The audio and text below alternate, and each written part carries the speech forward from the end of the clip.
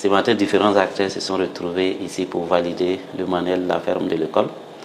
Et vous savez tous que le camarade président du FASO, le capitaine Ibrahim Traoré, a engagé une forte réforme du système éducatif.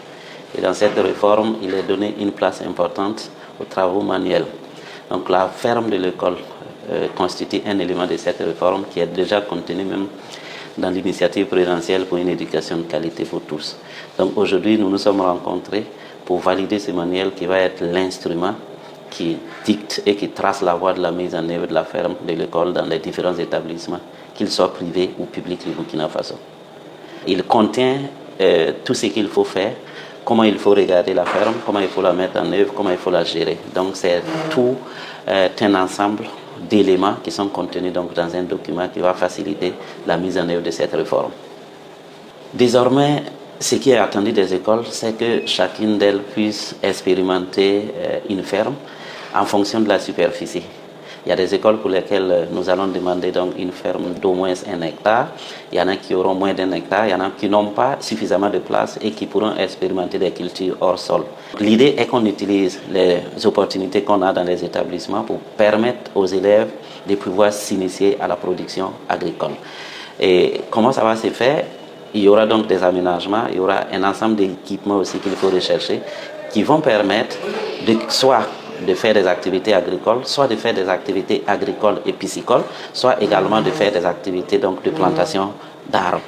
Et dans ce sens, la ferme de l'école est considérée comme justement donc cet outil de socialisation, mais cet outil aussi pédagogique, parce que ça va être désormais l'élément qui va faciliter l'apprentissage des élèves, mais aussi qui va faciliter le frottement entre les élèves. C'est pour nous également un instrument de déconstruction. Vous savez, tout ce qu'il y a comme idée reçue autour de l'agriculture, autour des praticiens de l'agriculture. Donc, en initiant la ferme de l'école, non seulement on permet aux élèves d'apprendre, de connaître donc ces métiers, mais aussi de réparer un peu un certain nombre d'éléments qui ont circulé autour de la ferme de l'école. Le manuel va être un guide pour l'ensemble des établissements. Il doit être le même partout. Donc, si vous êtes à Ouaga, vous voyez une ferme de l'école. Si vous partez dans n'importe quelle région, dans n'importe quelle école également, vous allez retrouver la même ferme. Donc, le manuel permet d'avoir les tracés, les dimensions, les types de spéculations qu'on devrait pouvoir avoir. Donc, on a autour de 3 sortes de fermes que nous avons prévues dans les établissements. Il y a la ferme agricole, sur laquelle il y aura essentiellement donc des produits de l'agriculture, du maraîchage. On a aussi une ferme mixte qui permet de mettre à la fois la ferme agricole et la ferme piscicole, parce qu'on a aussi la pisciculture qui sera expérimentée. Donc on en a ces 3 sortes-là qui vont rythmer donc la vie de l'école désormais.